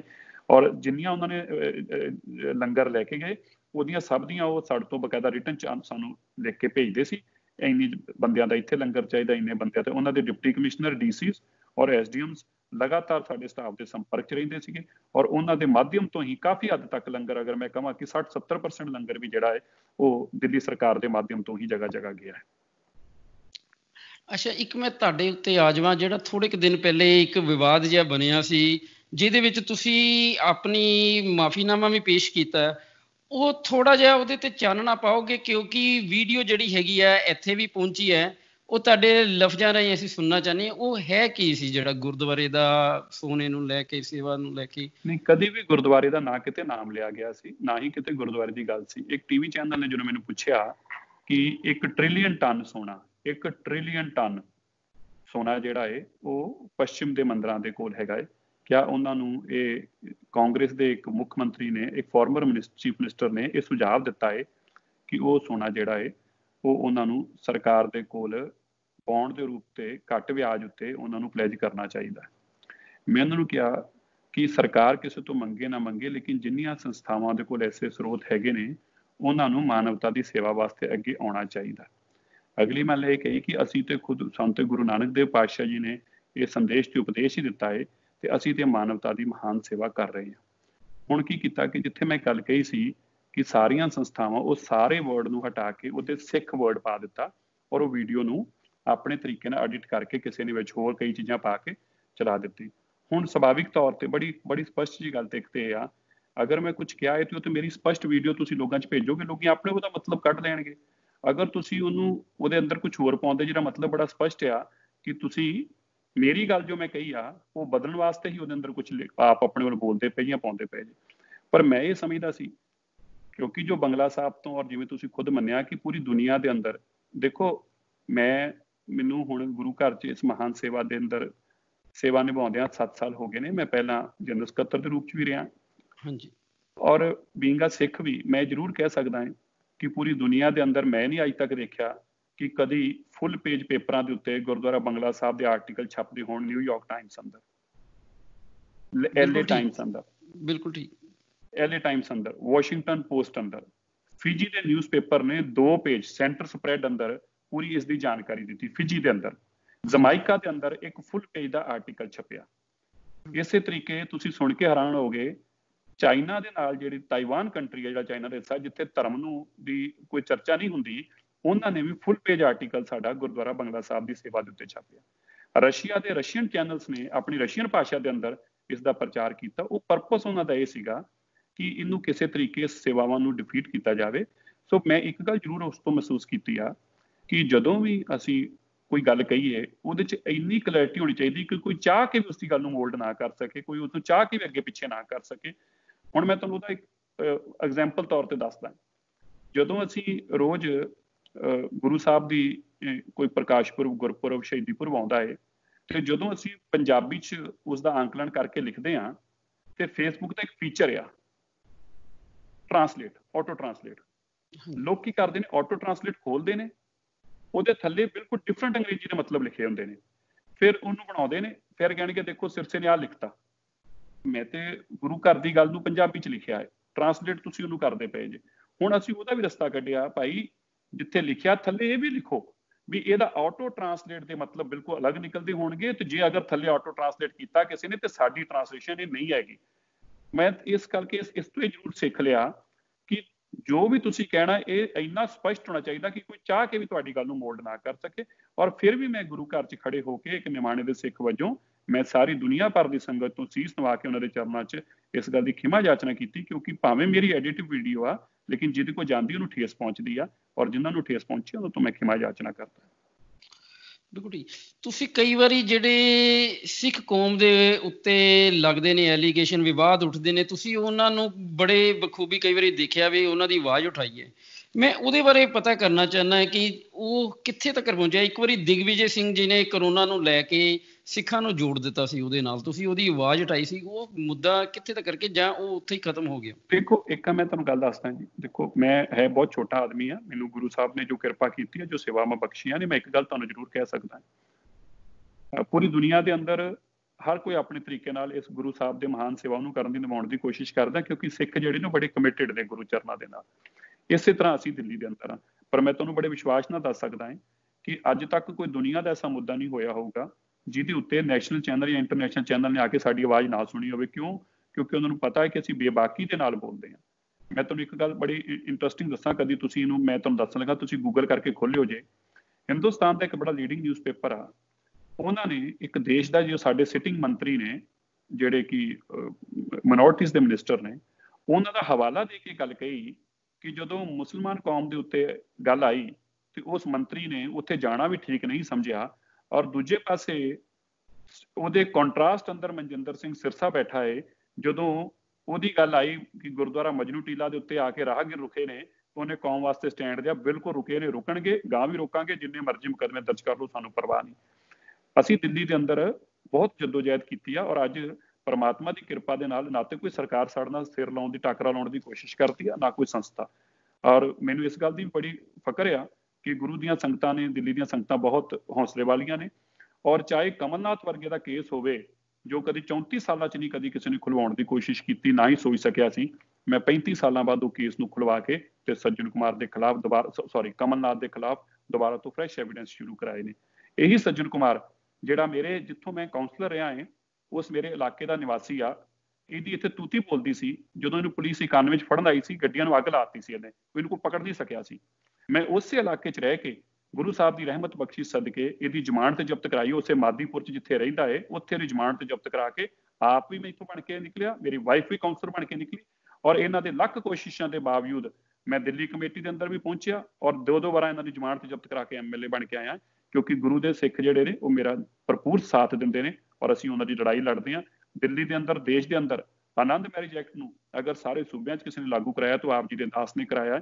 ਅੱਜ ਦੀ ਨਹੀਂ, ਹਰ ਮੁੱਦੇ ਦੇ ਉੱਤੇ, ਚਾਹੇ 1984 ਦਾ ਹੋਵੇ, ਚਾਹੇ ਸਿੱਖਾਂ ਦਾ ਹੋਵੇ, ਚਾਹੇ ਮੁਖਰਜੀ ਨਗਰ ਅੰਦਰ ਪੁਲਿਸ ਦਾ ਹਮਲਾ ਹੋਇਆ ਹੋਵੇ, ਉਹਨਾਂ ਨੂੰ ਨੌਕਰੀਆਂ ਤੋਂ ਬਰਖਾਸਤ ਕਰਾਉਣਾ, ਔਰ ਉਸ ਵੇਲੇ ਨਵੀਂ ਚੁਣੀ ਸਰਕਾਰ ਜਿਹਦੇ ਗ੍ਰਹਿ ਮੰਤਰੀ ਅਮਿਤ ਸ਼ਾਹ ਹੋਵੇ, ਅਗਰ ਕਿਸੇ ਤੇ ਜੁਰਤ ਆ ਉਸ ਸਰਕਾਰ ਦੇ ਖਿਲਾਫ ਬੋਲਣ ਦੀ, ਤਾਂ ਆਪ ਜੀ ਦੇ ਦਾਸ ਦੇ ਖਿਲਾਫ ਦੇ ਅੰਦਰ ਹਿੰਮਤ ਆ, ਮੈਂ ਕੋਈ ਪਰਵਾਹ ਨਹੀਂ ਕਰਦਾ, ਆਪਣੀ ਕੌਮ ਪਿੱਛੇ ਲੜਾਈ ਲੜਦਾ, ਭਾਵੇਂ ਉਹਦਾ ਨਤੀਜਾ ਕੁਝ ਵੀ ਨਿਕਲੇ। ਬੜਾ ਅੱਜ ਕੱਲ੍ਹ ਦੇਖਣ ਨੂੰ ਮਿਲਦਾ ਹੈ ਕਿ ਬਾਲੀਵੁੱਡ ਆਪਣੀਆਂ ਫਿਲਮਾਂ ਨੂੰ ਚਲਾਉਣ ਲਈ, ਆਪਣੀ ਫਿਲਮਾਂ ਦੀ ਪ੍ਰਮੋਸ਼ਨ ਦੇ ਲਈ ਸਿੱਖਾਂ ਨੂੰ ਜਾਇਜ਼ ਨਜਾਇਜ਼ ਤਰੀਕੇ ਦੇ ਨਾਲ ਅੱਗੇ ਪੇਸ਼ ਕਰਦਾ ਹੈ। ਖਾਸ ਕਰਕੇ ਹੁਣ ਜਿਹੜਾ ਇੰਨੀ ਦਿਨੀ ਪਤਾਲ ਲੋਕ ਸੀਰੀਅਲ ਜਿਹੜਾ ਚੱਲਦਾ ਪਿਆ, ਤੁਸੀਂ ਇਹਦੇ ਤੇ ਆਵਾਜ਼ ਵੀ ਉਠਾਈ ਹੈ, ਕਿੱਥੇ ਤੱਕ ਬਣਿਆ ਹੋਈ? ਦੇਖੋ, ਹੁਣ ਤੱਕ ਤੁਸੀਂ ਅਗਰ ਗੂਗਲ ਕਰਕੇ ਦੇਖੋਗੇ ਤੇ 10 ਮੂਵੀਆਂ ਤੋਂ ਮੈਂ ਮਾਫੀ ਮੰਗਵਾ ਚੁੱਕਿਆ ਜਿਨ੍ਹਾਂ ਨੇ ਆਪਣੇ ਸਾਰੇ ਸੀਨ ਵਾਪਸ ਕੀਤੇ। ਇਹਦੇ ਅੰਦਰ ਅਕਸ਼ੇ ਕੁਮਾਰ ਦੀ, ਇਹਦੇ ਅੰਦਰ ਸ਼ਾਹਰੁਖ ਖਾਨ ਦੀ, ਇਹਦੇ ਅੰਦਰ ਜਿਹੜੀ ਇੱਕ ਅਦਾਕਾਰਾ ਸ਼੍ਰੀਲੰਕਾ ਤੋਂ ਜੈਕਲਿਨ ਫਰਨਾਂਡਿਸ, ਇਹਦੇ ਅੰਦਰ ਜਿਹੜਾ ਇੱਕ ਨਾਨਕੀ ਦੇ ਨਾਮ ਤੇ ਸੀਰੀਅਲ ਬਣਾਇਆ ਸੀ TV 18 ਨੇ। ਪਰਮਾਤਮਾ ਦੀ ਕਿਰਪਾ ਨਾਲ ਮੈਂ ਤੁਹਾਨੂੰ ਫੇਰ ਕਹਿ ਦਿਆਂ ਕਿ ਜਿਸ ਇਸ਼ੂ ਦੇ ਉੱਤੇ ਅਸੀਂ ਆਪਣੀ ਆਵਾਜ਼ ਨੂੰ ਚੁੱਕਿਆ ਹੈ, ਪੂਰੀ ਦੁਨੀਆ ਨੂੰ ਇਸ ਗੱਲ ਦਾ ਅਹਿਸਾਸ ਆ ਕਿ ਅਗਰ ਅਸੀਂ ਆਵਾਜ਼ ਚੁੱਕੀ ਆ ਤੇ ਇਹਨੂੰ ਕੰਕਲੂਜਨ ਤੱਕ ਲੈ ਕੇ ਜਾਵਾਂਗੇ। ਹਰ ਕੋਈ ਡਰਦਾ ਹੈ, ਸਾਡੇ ਨਾਲ ਉਲਝਣ ਦੀ ਕੋਸ਼ਿਸ਼ ਨਹੀਂ ਕਰਦਾ। ਜਿਹੜਾ ਪਤਾਲ ਲੋਕ ਆਇਆ, ਇਸ ਤੋਂ ਪਹਿਲਾਂ ਵੀ ਇੱਕ ਸੀਰੀਅਲ ਇਹਨਾਂ ਨੇ ਲੈ ਕੇ ਆਂਦਾ ਸੀਗਾ, ਇਸ ਦੀ ਵੀ ਲੜਾਈ ਅਸੀਂ ਲੜ ਰਹੇ ਹਾਂ। ਨੋਟਿਸ ਦਿੱਤਾ ਹੈ, ਚਾਹੇ ਕੋਰਟ ਜਾਈਏ, ਕਚਹਿਰੀ ਜਾਈਏ, ਇਹਨਾਂ ਚੀਜ਼ਾਂ ਦਾ ਹੱਲ ਕਰਾਉਣਾ ਸਾਡਾ ਫਰਜ਼ ਬਣਦਾ ਹੈ ਔਰ ਅਸੀਂ ਨਿਰੰਤਰ ਇਸ ਲੜਾਈ ਨੂੰ ਲੜਦੇ ਹਾਂ। ਔਰ ਹਮੇਸ਼ਾ ਹੀ ਗੁਰੂ ਤੇਗ ਬਹਾਦਰ ਸਾਹਿਬ ਜੀ ਦੇ ਦਰ ਤੇ ਸਾਡਾ ਦਫ਼ਤਰ ਆ, ਉੱਥੋਂ ਅਰਦਾਸ ਕਰਕੇ ਜੋ ਕੰਮ ਨੂੰ ਸ਼ੁਰੂ ਕੀਤਾ ਹੈ, ਮੈਂ ਇੰਨੇ ਸਾਲਾਂ 'ਚ ਇੱਕ ਰਿਜ਼ਲਟ ਕੱਢਿਆ, ਉਹ ਕੰਮ ਕਦੀ ਐ ਨਹੀਂ ਹੋਇਆ ਕਿ ਸਿਰੇ ਨਾ ਚੜੇ। ਤੇ ਜਿਹੜਾ ਥੋੜਾ ਜਿਹਾ ਮੈਨੂੰ ਦੱਸੋਗੇ ਇੱਥੇ ਕਿ ਜਿਹੜੇ ਆਪਣੇ ਸਕੂਲ ਸਕੂਲ ਹੈਗੇ ਨੇ ਤੁਹਾਡੇ ਦਿੱਲੀ ਦੇ ਵਿੱਚ, ਜਿਹੜੇ ਪ੍ਰਬੰਧਕ ਕਮੇਟੀ ਵੱਲੋਂ ਚਲਾਏ ਜਾ ਰਹੇ, ਕੁਝ ਉਹਨਾਂ ਦੀਆਂ ਕੰਪਲੇਂਟਸ ਆਈਆਂ ਸਨ ਜਿਹੜੀਆਂ ਕਿ ਵਾਇਰਲ ਵੀ ਹੋਈਆਂ, ਉਹਨਾਂ ਦੇ ਉੱਤੇ ਤੁਹਾਡਾ ਕੀ ਐਕਸ਼ਨ ਚ ਹੈ? ਨਹੀਂ ਦੇਖੋ, ਕੋਈ ਕੰਪਲੇਂਟ ਨਹੀਂ ਹੈਗੀ, ਉਹਨਾਂ ਦੀ ਤਨਖਾਹਾਂ ਦੇ ਇਸ਼ੂ ਨੇ। ਸਕੂਲ ਪਿਛਲੇ 30 ਸਾਲ ਤੋਂ ਜਿਸ ਤਰੀਕੇ ਪ੍ਰਬੰਧਕਾਂ ਨੇ ਚਲਾਏ, ਉਸ ਦਾ ਮਿਆਰ ਬਹੁਤ ਗਿਰਦਾ ਹੈ। ਮੈਨੂੰ 1 ਸਾਲ ਹੋਇਆ ਹੈ ਗੁਰਦੁਆਰਾ ਕਮੇਟੀ ਨੂੰ ਟੇਕ ਓਵਰ ਕੀਤੇ ਨੂੰ। ਜਦੋਂ ਮੈਂ ਟੇਕ ਓਵਰ ਕੀਤਾ ਸੀ 3-3 ਮਹੀਨੇ ਦੀਆਂ ਤਨਖਾਹਾਂ ਬਾਕੀ ਸੀ। ਮੈਨੂੰ 1 ਸਾਲ ਪ੍ਰਧਾਨ ਬਣੇ ਨੂੰ ਹੋਇਆ ਔਰ 12 ਮਹੀਨੇ ਦੇ ਅੰਦਰ ਮੈਂ 13 ਮਹੀਨੇ ਦੀ ਤਨਖਾਹ ਦੇ ਚੁੱਕਿਆ ਹੁਣ ਤੱਕ, ਕਿਉਂਕਿ ਪਿਛਲੇ ਵੀ 3 ਮਹੀਨੇ ਦੀ ਦੇ ਦਿੱਤੀ ਔਰ ਆਉਣ ਵਾਲੇ ਵੀ ਸਾਲ ਦੇ ਅੰਦਰੋਂ 11 ਮਹੀਨੇ ਤਨਖਾਹ ਦੇ ਦਿੱਤੀ। ਨਿਰੰਤਰ ਇਹਨਾਂ ਸਕੂਲਾਂ ਨੂੰ ਅਸੀਂ ਬਿਹਤਰ ਕਰਨ ਵਾਲੇ ਪਾਸੇ ਚੱਲੇ ਹਾਂ। ਬਹੁਤ ਵੱਡਾ ਸਟਾਫ ਜਿਹੜਾ ਸੀਗਾ ਉਹ ਸਾਡੇ ਕੋਲ ਲਾਇਬਿਲਿਟੀ ਦੇ ਤੌਰ ਤੇ ਸਰਦਾਰ ਪਰਮਜੀਤ ਸਿੰਘ ਸਰਨਾ ਛੱਡ ਕੇ ਗਏ ਸੀ ਔਰ ਤਕਰੀਬਨ 120 ਕਰੋੜ ਰੁਪਏ ਦੀ 6th ਪੇ ਕਮਿਸ਼ਨ ਦੀ ਲਾਇਬਿਲਿਟੀ ਛੱਡ ਕੇ ਗਏ ਸੀ। ਬਰੀਫਲੀ ਮੈਂ ਤੁਹਾਨੂੰ ਦੱਸ ਦੇਣਾ ਚਾਹੁੰਦਾ 2006 ਚ ਹਿੰਦੁਸਤਾਨ ਦੀ ਸਰਕਾਰ ਨੇ 6th ਪੇ ਕਮਿਸ਼ਨ ਲਗਾਇਆ ਸੀ, ਮਤਲਬ 6ਵਾਂ ਵੇਤਨ। ਉਹ 6ਵਾਂ ਵੇਤਨ ਜਿਹੜਾ 2006 ਚ ਲੱਗਾ ਸੀ, ਪਰਮਜੀਤ ਸਿੰਘ ਸਰਨਾ ਨੇ 2006 ਤੋਂ 6ਵਾਂ ਵੇਤਨ ਦੇ ਬੱਚਿਆਂ ਤੋਂ ਪੈਸੇ ਲੈਣੇ ਸ਼ੁਰੂ ਕੀਤੇ ਤੇ 2013 ਚ ਉਹ ਹਾਰ ਜਾਂਦੇ ਨੇ। 2013 ਤੱਕ ਉਹ 6ਵਾਂ ਵੇਤਨ ਨਹੀਂ ਦਿੱਤਾ, ਪੈਸੇ ਲੈ ਲਏ ਬੱਚਿਆਂ ਤੋਂ, 6ਵਾਂ ਵੇਤਨ ਨਹੀਂ ਦਿੱਤਾ। ਅਸੀਂ ਆ ਕੇ ਜਦੋਂ ਵੇਤਨ ਦਿੱਤਾ ਤੇ ਟੀਚਰਾਂ ਕੋਰਟ ਚ ਗਈਆਂ ਕਿ ਸਾਨੂੰ ਵਿਆਜ ਵੀ ਦਿੱਤਾ ਜਾਵੇ। ਉਹਦਾ ਵੇਤਨ ਦਾ ਮੂਲ ਜਿਹੜਾ ਹੈ ਉਹ 120 ਕਰੋੜ ਬਣ ਚੁੱਕਿਆ ਸੀ, ਜਦੋਂ ਕਿ FD ਜਿਹੜੀ ਸੀ ਉਹ ਤਕਰੀਬਨ 44 ਕਰੋੜ ਦੇ ਆਸ-ਪਾਸ ਗੁਰਦੁਆਰਾ ਸਕੂਲ ਦੀ ਛੱਡ ਕੇ ਗਏ ਸੀ ਔਰ ਬਾਕੀ ਕੁਝ ਹੋਰ ਕਰੋੜ ਰੁਪਏ ਦੀ ਸੀ ਜਿਹੜੀ ਇੰਸਟੀਚਿਊਟਸ ਦੇ ਅੰਦਰ ਸੀ, ਜਿਹਨੂੰ ਮਿਲਾ ਕੇ ਅੱਜ ਵੀ ਤਕਰੀਬਨ 50 ਕਰੋੜ ਰੁਪਇਆ ਸ਼ਾਇਦ ਟੀਚਰਾਂ ਦਾ ਬਕਾਇਆ ਹੈ। ਇੱਕ ਬਹੁਤ ਵੱਡਾ ਸੰਕਟ ਆ ਜਿਹੜਾ ਮੈਂ ਪਿਛਲੇ 1 ਸਾਲ ਤੋਂ ਝੇਲਣ ਦੀ ਕੋਸ਼ਿਸ਼ ਕਰਦਾ ਪਿਆ। ਗੁਰੂ ਸਾਹਿਬ ਇਹਦਾ ਕੋਈ ਨਾ ਕੋਈ ਰਸਤਾ ਜ਼ਰੂਰ ਕੱਢਣਗੇ। ਬਿਲਕੁਲ ਠੀਕ। ਅੱਛਾ, ਥੋੜਾ ਜਿਹਾ ਇਹਦੇ ਬਾਰੇ ਸਾਨੂੰ ਚਾਨਣਾ ਪਾਓ ਕਿ ਸਿੱਖੀ ਦੇ ਪ੍ਰਚਾਰ ਲਈ ਤੁਸੀਂ ਕਿਸ ਤਰੀਕੇ ਨਾਲ ਯੋਗਦਾਨ ਪਾ ਰਹੇ ਨੇ? ਦੇਖੋ, ਜਦੋਂ ਦੀ ਸਾਨੂੰ ਇਹ ਮਹਾਨ ਸੇਵਾ ਮਿਲੀ ਆ, ਮੈਂ ਤੁਹਾਨੂੰ 2-3 ਗੱਲਾਂ ਜ਼ਰੂਰ ਤੁਹਾਡੇ ਧਿਆਨ 'ਚ ਵੀ ਲਿਆਉਣਾ ਚਾਹੁੰਦਾ। ਅੱਜ ਦਿੱਲੀ ਸਿੱਖ ਗੁਰਦੁਆਰਾ ਮੈਨੇਜਮੈਂਟ ਕਮੇਟੀ ਦੀ ਕੁੱਲ ਵਰਲਡ ਦਾ, ਦੁਨੀਆ ਦਾ ਸਭ ਤੋਂ ਵੱਡਾ ਡਿਜੀਟਲ ਪਲੇਟਫਾਰਮ ਅਸੀਂ ਕ੍ਰੀਏਟ ਕੀਤਾ ਹੈ, ਵਰਲਡ ਦਾ। ਬਿਲਕੁਲ ਠੀਕ। ਕਿਸੇ ਕੋਲ ਇੰਨਾ ਵੱਡਾ ਪਲੇਟਫਾਰਮ ਨਹੀਂ। ਅੱਜ ਬੰਗਲਾ ਸਾਹਿਬ, ਸੀਸਗੰਜ ਸਾਹਿਬ, ਨਾਨਕਪੁਰ ਸਾਹਿਬ, ਮੋਤੀ ਬਾਗ ਸਾਹਿਬ, ਰਕਾਬਗੰਜ ਸਾਹਿਬ, ਇਹ ਸਭ ਦੇ ਫੇਸਬੁੱਕ ਦੇ ਲਾਈਵ ਪੇਜਿਸ ਨੇ। ਅਸੀਂ ਹਰ ਰੋਜ਼, ਕਿਉਂਕਿ ਕੋਵਿਡ ਦੇ ਦੌਰਾਨ ਇਹ ਸਾਡਾ ਸਿਸਟਮ ਕੋਲੈਪਸ ਕਰ ਗਿਆ ਵੀਡੀਓ ਬਣਾਉਣ ਵਾਲੇ, ਅਸੀਂ ਹਰ ਰੋਜ਼ ਗੁਰੂ ਸਾਹਿਬ ਦੇ ਉੱਤੇ, ਸਿੱਖੀ ਦੇ ਉੱਤੇ, ਉਹਨਾਂ ਮਹਾਨ ਸਿੱਖ ਜਰਨੈਲਾਂ ਦੇ ਉੱਤੇ ਇਤਿਹਾਸ ਦੀਆਂ ਉਹ ਜਾਣਕਾਰੀਆਂ ਕੱਢ ਕੇ ਲੈ ਕੇ ਆਉਂਦੀਆਂ, ਜਿਸ ਦੀ ਇੱਕ ਵੀਡੀਓ ਨੂੰ 10-10, 20-20 ਮਿਲੀਅਨ ਲੋਕਾਂ ਨੇ ਤੱਕ ਪਹੁੰਚੀ ਔਰ ਲੱਖਾਂ ਲੋਕਾਂ ਨੇ ਇਹਨੂੰ ਸ਼ੇਅਰ ਕੀਤਾ। ਇਸ ਦੇ ਨਾਲ ਹੀ ਦਿੱਲੀ ਦੇ ਅੰਦਰ ਉਹ ਸਿੱਖੀ ਦਾ ਜੋ ਸਾਡਾ ਸੁਨਹਿਰੀ ਇਤਿਹਾਸ ਆ। ਦੇਖੋ, ਜਦੋਂ ਵੀ ਨਾ ਦੋ ਪੱਖ ਨੇ, ਧਰਮ ਔਰ ਧਰਮ ਦੇ ਨਾਲ ਸਾਡੇ ਜਿਹੜੇ ਸਿੱਖ ਜਰਨੈਲ ਨੇ, ਤੁਸੀਂ ਇਕੱਲੇ ਧਰਮ ਦਾ ਪ੍ਰਚਾਰ ਕਰਕੇ ਤੇ ਕਦੀ ਆਪਣਾ ਪ੍ਰਚਾਰ ਨਹੀਂ ਕਰ ਸਕਦੇ ਔਰ ਤੁਸੀਂ ਕਦੀ ਸਿੱਖੇ ਜਰਨੈਲਾਂ ਦੇ ਪ੍ਰਚਾਰ ਨਾਲ ਵੀ ਸਿੱਖੀ ਦਾ ਇਹ ਦੋਵੇਂ ਤੁਹਾਨੂੰ ਕਰਨੇ ਹੋਣਗੇ, ਕਿਉਂਕਿ ਆਪਣੀ ਇੱਕ ਮਾਰਸ਼ਲ ਕੌਮ ਆ, ਉਸ ਦਾ ਹਰ ਪਹਿਲੂ ਲੋਕਾਂ ਦੇ ਸਾਹਮਣੇ ਆਉਣਾ ਚਾਹੀਦਾ। ਸੋ ਸਭ ਤੋਂ ਪਹਿਲਾਂ ਤੇ ਦਿੱਲੀ ਦੇ ਜਿਹੜੇ ਵੱਡੇ ਮਹਾਨ ਸਾਡੇ ਸਾਕੇ ਹੋਏ, ਚਾਹੇ ਉਹ ਦਿੱਲੀ ਨੂੰ ਫਤਿਹ ਕਰਨ ਵਾਲਾ ਦਿਨ ਹੋਵੇ, ਜੋ ਬਾਬਾ ਬਗੇਲ ਸਿੰਘ ਜੀ ਨੇ ਆ ਕੇ ਦਿੱਲੀ ਨੂੰ ਫਤਿਹ ਕੀਤਾ, ਅਸੀਂ ਉਸ ਨੂੰ ਸੁਰਜੀਤ ਕੀਤਾ। ਬਾਬਾ ਬੰਦਾ ਸਿੰਘ ਬਹਾਦਰ ਜੀ ਦਾ ਅੱਜ ਦਿੱਲੀ ਦੇ ਅੰਦਰ 40 ਫੁੱਟ ਉੱਚਾ ਸੀਨਾ ਕੱਢ ਕੇ ਕਨੌਟ ਪਲੇਸ ਦੀ 100 ਕਰੋੜ ਦੀ ਜਾਇਦਾਦ ਅੰਦਰ ਅਸੀਂ ਬੁੱਤ ਲਾ ਕੇ ਤੇ ਪੂਰੀ ਦਿੱਲੀ ਔਰ ਦੇਸ਼ ਨੂੰ ਦੱਸਣਾ ਕੀਤਾ ਕਿ ਬਾਬਾ ਬੰਦਾ ਸਿੰਘ ਬਹਾਦਰ ਕੌਣ ਸੀ। ਇਸੇ ਤਰੀਕੇ ਵੈਸਟ ਦਿੱਲੀ ਦੇ ਅੰਦਰ ਜਿੱਥੋਂ ਮੈਂ MLA ਰਿਹਾ ਹਾਂ, ਉੱਥੇ ਮੇਨ ਰੋਡ ਦੇ ਉੱਤੇ 100 ਕਰੋੜ ਦੀ ਜਗ੍ਹਾ ਦੇ ਉੱਤੇ ਜੋ TDA ਦੀ ਜਗ੍ਹਾ ਸੀ, ਉਹਦੇ ਤੇ ਤਿੰਨੇ ਮਹਾਨ ਜਰਨੈਲਾਂ ਦੇ, ਬਾਬਾ ਬਗੇਲ ਸਿੰਘ, ਬਾਬਾ ਜੱਸਾ ਸਿੰਘ ਆਹਲੂਵਾਲੀਆ, ਬਾਬਾ ਬੰਦਾ ਸਿੰਘ ਬਹਾਦਰ, ਬਾਬਾ ਜੱਸਾ ਸਿੰਘ ਆਹਲੂਵਾਲੀਆ ਜੀ, ਬਾਬਾ ਜੱਸਾ ਸਿੰਘ ਰਾਮਗੜੀਆ ਜੀ ਔਰ ਬਾਬਾ ਬਗੇਲ ਸਿੰਘ ਜੀ ਦੇ ਤਿੰਨਾਂ ਦੇ ਘੋੜਿਆਂ ਦੇ ਉੱਤੇ ਉਹਨਾਂ ਦੇ ਵੱਡੇ ਬੁੱਤ ਲਗਾ ਕੇ ਤੇ ਦੁਨੀਆ ਨੂੰ ਮੈਸੇਜ ਦਿੱਤਾ ਵੀ ਇਹ ਦਿੱਲੀ ਸਿੱਖਾਂ ਨੇ ਫਤਿਹ ਕੀਤੀ ਸੀ। ਜਦੋਂ ਤੁਸੀਂ ਐਤਕੀ 550 ਸਾਲਾ ਗੁਰੂ ਨਾਨਕ ਦੇਵ ਪਾਤਸ਼ਾਹ ਜੀ ਦਾ ਪ੍ਰਕਾਸ਼ ਪੁਰਬ ਦੇਖਿਆ ਹੋਵੇ ਤਾਂ ਤੁਸੀਂ ਜ਼ਰੂਰ ਇਸ ਗੱਲ ਨੂੰ ਨੋਟਿਸ ਲਿਆ ਹੋਊਗਾ ਕਿ ਅਸੀਂ ਤਕਰੀਬਨ 14-15 ਵੱਡੇ ਪ੍ਰੋਗਰਾਮ ਕਰਕੇ, ਜਿੱਥੇ IJ ਸਟੇਡੀਅਮ ਅੰਦਰ 30,000 ਲੋਕਾਂ ਦੇ ਅੰਦਰ ਅਸੀਂ 1100 ਬੱਚਿਆਂ ਨੇ ਇੱਕ ਐਸਾ ਅਦਭੁਤ ਪ੍ਰੋਗਰਾਮ ਕੀਤਾ ਜਿੱਥੇ ਡਾਕਟਰ ਮਨਮੋਹਨ ਸਿੰਘ ਪਹੁੰਚੇ। ਇਸੇ ਤਰ੍ਹਾਂ ਇੰਡੀਆ ਗੇਟ ਜਿਹੜੀ ਦੁਨੀਆ ਦੀ ਸ਼ਾਨ ਮੰਨੀ ਜਾਂਦੀ ਆ, ਉੱਥੇ 550 ਕੀਰਤੀਆਂ ਨੇ ਪ੍ਰੋਗਰਾਮ ਕੀਤਾ।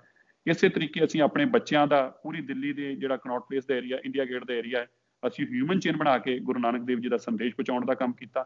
ਰਾਗਾਂ ਤੇ ਸਾਜ਼ਾਂ ਦੇ ਉੱਤੇ ਅਸੀਂ ਗੁਰੂ ਨਾਨਕ ਦੇਵ ਪਾਤਸ਼ਾਹ ਜੀ ਦੇ 550 ਸਾਲਾਂ ਨੂੰ ਇਸ ਲੈਵਲ ਤੇ ਪਹੁੰਚਾਇਆ ਕਿ ਪੂਰੀ ਦੁਨੀਆ ਉਸ ਨੂੰ ਮੰਨਣ ਨੂੰ ਔਰ ਉਹਦੇ ਅੱਗੇ ਸੀਸ ਨੂੰ ਆਉਣ ਲੱਗੀ। ਦਿੱਲੀ ਦੀ ਮੈਟਰੋ ਦੇ ਅੰਦਰ ਉਹਦਾ ਪ੍ਰਚਾਰ ਪਹਿਲੀ ਵਾਰ ਕਿਸੇ ਨੇ ਕੋਸ਼ਿਸ਼ ਕੀਤੀ ਕਿ ਮੈਟਰੋ ਟ੍ਰੇਨਾਂ ਵੀ ਅਸੀਂ ਹਾਇਰ ਕਰਕੇ ਅਸੀਂ ਉਹਦੇ ਅੰਦਰ ਵੀ ਉਹਦਾ ਪ੍ਰਚਾਰ ਚਲਾਇਆ। ਇਸੇ ਤਰ੍ਹਾਂ ਅਸੀਂ ਰੈਪ ਕਰਕੇ ਟ੍ਰੇਨਾਂ ਨੂੰ ਅਸੀਂ ਇਸ ਨੂੰ ਬਹੁਤ ਵੱਡੇ ਪੱਧਰ ਤੇ ਲੈ ਕੇ ਗਏ, ਔਰ ਉਹੀ ਕਾਰਨ ਆ ਕਿ ਅੱਜ ਗੁਰੂ ਨਾਨਕ ਦੇਵ ਜੀ ਦੇ ਇਸ ਪ੍ਰਕਾਸ਼ ਪੁਰਬ ਦੀ ਹਰ ਬੱਚੇ ਤੱਕ ਜਾਣ ਪਹੁੰਚੀ। ਇਹ ਇਸ ਕਰਕੇ ਇਹੋ ਜਿਹੇ ਕਈ ਛੋਟੇ ਛੋਟੇ ਉਪਰਾਲੇ ਨੇ ਜਿਹੜੇ ਸਾਡੇ ਸਿੱਖ ਧਰਮ ਵਾਸਤੇ ਜ਼ਰੂਰੀ ਸੀ, ਜਿਹੜੇ ਅਸੀਂ ਕਰਨੇ ਸ਼ੁਰੂ ਕੀਤੇ ਨੇ। ਅੱਛਾ, ਮੈਂ ਤੁਹਾਨੂੰ ਹੁਣ ਇੱਕ ਰਿਐਲਿਟੀ ਦੇ ਨਾਲ ਰੂਬਰੂ ਕਰਾਉਣਾ ਚਾਹਾਂਗਾ। ਸਾਡੇ ਕੋਲ ਇੱਥੇ ਆਸਟ੍ਰੇਲੀਆ ਦੇ ਵਿੱਚ ਜਦੋਂ ਇਹ ਆਪਣੀਆਂ ਵੀਡੀਓ ਸਾਹਮਣੇ ਆਈਆਂ ਸਨ ਕਿ ਬੰਗਲਾ ਸਾਹਿਬ ਤੋਂ ਜਾਂ ਇਹਨਾਂ ਗੁਰਦੁਆਰਿਆਂ ਤੋਂ ਏਦਾਂ ਲੰਗਰ ਬਣ ਕੇ ਜਾ ਰਿਹਾ, ਕਈ ਕਈ ਲੱਖ ਲੋਕ ਆਪਣਾ ਪੇਟ ਭਰ ਰਹੇ ਨੇ।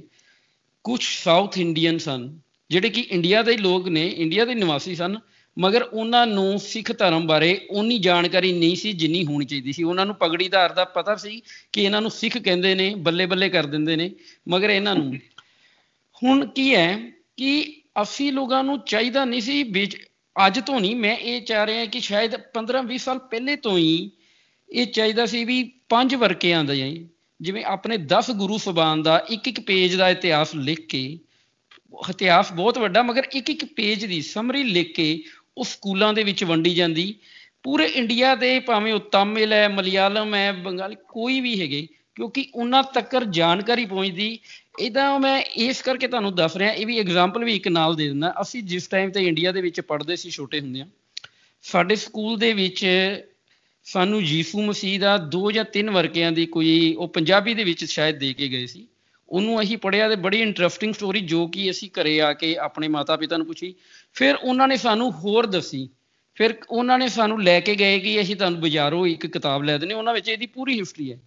ਕਹਿਣ ਤੋਂ ਭਾਵ ਇਹ ਵੀ ਜਦੋਂ ਤੁਸੀਂ ਵੀ ਇਸ ਤਰੀਕੇ ਨਾਲ ਕਰੋਗੇ, ਅਗਲੇ ਬੱਚੇ ਜਾ ਕੇ ਆਪਣੇ ਘਰ ਪੁੱਛਣਗੇ ਆਪਣੇ ਮਾਪਿਓ ਨੂੰ। ਇਹਦੇ ਨਾਲ ਸਿੱਖੀ ਦਾ ਜਿਹੜਾ ਪ੍ਰਚਾਰ ਉਹ ਬਚਪਨ 'ਚ ਹੀ ਬੱਚਿਆਂ 'ਚ ਵੜ ਜਾਏਗਾ ਨਾ, ਉਹਨਾਂ ਨੂੰ ਕਦੀ ਵੱਡੇ ਹੋ ਕੇ ਪੁੱਛਣ ਦੀ ਲੋੜ ਨਹੀਂ। ਅੱਜ ਜਿਹੜੇ ਟੀਵੀ ਚੈਨਲ ਬਾਹਰ ਦੇ ਹੈਰਾਨ ਹੋ ਰਹੇ ਨੇ ਵੀ ਇਹ ਕੌਣ ਨੇ, ਮੈਨੂੰ ਲੱਗਦਾ ਨਹੀਂ ਕਿ ਬਾਅਦ 'ਚ ਉਹਨਾਂ ਨੂੰ ਇੰਨੀ ਹੈਰਾਨੀ ਹੋਣੀ ਚਾਹੀਦੀ। ਉਹਨਾਂ ਨੂੰ ਪਤਾ ਹੋਣਾ ਚਾਹੀਦਾ ਵੀ ਸਿੱਖ ਕੌਮ ਇਹ ਹਮੇਸ਼ਾ ਹੀ ਕਰਦੀ ਹੈ। ਤੁਸੀਂ ਜਿਹੜਾ ਬਹੁਤ ਅੱਛਾ ਸਵਾਲ ਕੀਤਾ, ਮੈਂ ਤੁਹਾਨੂੰ ਦੱਸਣਾ ਵੀ ਭੁੱਲ ਗਿਆ ਸੀ। ਅਸੀਂ ਸਟਰੀਟ ਪ੍ਰਚਾਰ ਦੇ ਨਾਮ ਤੇ ਕੰਮ ਸ਼ੁਰੂ ਕੀਤਾ ਦਿੱਲੀ ਦੇ ਅੰਦਰ, ਜਿੱਥੇ ਅਸੀਂ ਇਸੇ ਤਰ੍ਹਾਂ ਜਿਵੇਂ ਤੁਸੀਂ ਦੱਸਿਆ ਹੈ, ਅਸੀਂ ਇੱਕ ਪੈਂਫਲੇਟ ਬਣਾਇਆ ਜਿਹਨੂੰ ਮਲਟੀ ਫੋਲਡ ਪੈਂਫਲੇਟ, ਬੜਾ ਛੋਟਾ ਜਿਹਾ ਹੈਂਡੀ। ਅਸੀਂ ਟ੍ਰੇਨਾਂ 'ਚ, ਬੱਸਾਂ 'ਚ, ਮਾਲਸ ਦੇ ਬਾਹਰ, ਸੜਕਾਂ ਤੇ ਖਲੋ ਕੇ ਲੋਕਾਂ ਨੂੰ ਉਹਦੀ ਜਾਣਕਾਰੀ ਦਿੱਤੀ ਔਰ ਵੰਡੇ। ਉਹਦੇ ਨਾਲ ਇੰਨਾ ਇੰਪੈਕਟ ਹੋਇਆ ਕਿ ਲੋਕਾਂ ਨੇ ਸਾਨੂੰ ਫੋਨ ਕਰਕੇ ਕਿਹਾ ਕਿ ਸਾਨੂੰ ਤੇ ਪਤਾ ਹੀ ਨਹੀਂ ਸੀ ਇਹੋ ਜਿਹਾ ਇਤਿਹਾਸ ਆ ਸਿੱਖਾਂ ਦਾ। ਇਹ ਬਿਲਕੁਲ ਤੁਸੀਂ ਠੀਕ ਕਿਹਾ, ਅਸੀਂ ਮਲਟੀ ਲੈਂਗੁਏਜ ਅੰਦਰ ਉਸ ਕੰਮ ਨੂੰ ਕੀਤਾ। ਇਹ ਬਹੁਤ ਕੰਮ ਕਰਨ ਦੀ ਲੋੜ ਆ। ਜੇ ਮੈਂ ਜ਼ਰੂਰ ਕਹਿ ਸਕਦਾ ਹਾਂ ਕਿ ਜੋ ਆਪਾਂ ਹੁਣ ਕੀਤਾ ਨਾ, ਦੇਖੋ ਇੱਕ ਗੱਲ ਜ਼ਰੂਰ ਆਪਣੇ ਸਭ ਦੇ ਸਹਿਮ ਮਤਲਬ ਜ਼ਿਹਨ 'ਚ ਆ ਜਾਣੀ ਚਾਹੀਦੀ ਆ। ਗੁਰੂ ਨਾਨਕ ਦੇਵ ਪਾਤਸ਼ਾਹ ਜੀ ਨੇ ਜੋ ਲੰਗਰ ਉਸ ਵੇਲੇ 20 ਰੁਪਏ ਦਾ ਛਕਾਇਆ, ਉਹਨਾਂ ਨੇ ਬਹੁਤ ਦੂਰ ਤੱਕ ਕੁਝ ਸੋਚਿਆ ਹੋਊਗਾ, ਕਿਉਂਕਿ ਉਹ ਗੁਰੂ ਸੀਗੇ। ਉਹਨਾਂ ਨੇ ਪਤਾਲ ਤੋਂ ਲੈ ਕੇ, ਲੋਕ ਜ਼ਮੀਨ ਤੋਂ ਲੈ ਕੇ ਪਤਾਲ ਤੱਕ, ਔਰ ਕਿੰਨੇ ਲੱਖ ਸਾਲਾਂ ਦੇ ਬਾਰੇ 'ਚ ਉਹਨਾਂ ਨੂੰ ਆਕਲਨ ਸੀਗਾ। ਉਹਨਾਂ ਨੂੰ ਸਭ ਪਤਾ ਸੀ ਕਿ ਮਾਨਵਤਾ ਦੇ ਅੱਗੇ ਕੀ ਹੋਏਗਾ, ਦੁਨੀਆ ਕਿਹੋ ਜਿਹੀ ਆ, ਕੀ ਹੋਣਾ ਹੈ। ਉਹ ਤਾਂ ਰੱਬ ਦਾ ਰੂਪ ਸੀ। ਸੋ ਜੋ ਉਹਨਾਂ ਨੇ ਲੰਗਰ ਪ੍ਰਥਾ ਚਲਾਈ, ਉਹਨਾਂ ਨੇ ਬਹੁਤ ਦੂਰ ਤੱਕ ਸੋਚਿਆ ਹੋਊਗਾ।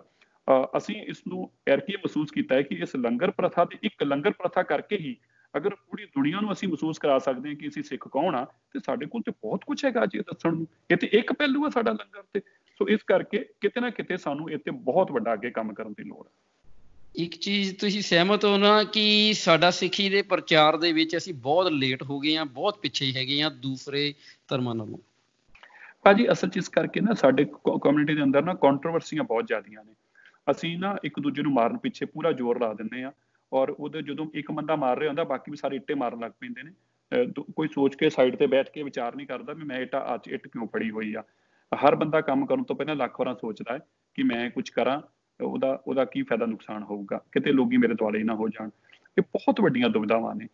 ਤੁਸੀਂ ਕੋਈ ਟਰਾਂਸਲੇਸ਼ਨ ਕਰਨੀ ਆ, ਤੁਸੀਂ ਉਹਨੂੰ ਉਰਦੂ 'ਚ ਲਿਖਣਾ ਹੈ, ਤੁਸੀਂ ਉਹਨੂੰ ਸਾਊਥ ਇੰਡੀਅਨ 'ਚ ਲਿਖਣਾ ਹੈ, ਉਹਦੇ ਅੰਦਰ ਇੱਕ ਅਲਫਾਜ਼ ਗਲਤ ਹੋ ਗਿਆ, ਤੁਹਾਨੂੰ ਟੰਗ ਦੇਣਾ ਹੈ, ਤੁਹਾਨੂੰ ਕਹਿਣਾ ਤੁਸੀਂ ਦਲਾਲ ਜੇ, ਤੁਸੀਂ ਸਰਕਾਰੀ ਜੇ, ਤੁਸੀਂ ਪੈਸੇ ਲੈ ਲਏ, ਪੰਥ ਖਤਮ ਕਰਨ ਲੱਗੇ ਸੀ, ਵਿਕ ਗਏ ਸੀ। ਸੋ ਬਹੁਤ ਕੁਝ ਝੇਲਣਾ ਪੈਂਦਾ। ਇਹ ਬੜੀਆਂ ਸਾਰੀਆਂ ਸਿਚੁਏਸ਼ਨਸ ਨੇ। ਮੈਨੂੰ ਲੱਗਦਾ ਹੈ ਕਿ ਤਾਂ ਹੀ ਸਾਡੇ ਜਿਹੜੇ ਵਡੇਰੇ ਵੀ ਸੀ, ਸ਼ਾਇਦ ਉਹ ਵੀ ਕਿਸੇ ਨਾ ਕਿਸੇ ਕਾਰਨ ਤੋਂ ਹੀ ਇਹਨਾਂ ਚੀਜ਼ਾਂ ਤੋਂ ਪਰਹੇਜ਼ ਕਰਦੇ ਰਹੇ ਹੋਣਗੇ। ਇਹ ਬਹੁਤ ਵੱਡੀ ਚੈਲੰਜਿੰਗ ਟਾਸਕ ਆ, ਇੰਨਾ ਸੌਖਾ ਨਹੀਂ ਜਿੰਨਾ ਕਹਿ ਦੇਣਾ ਸੌਖਾ।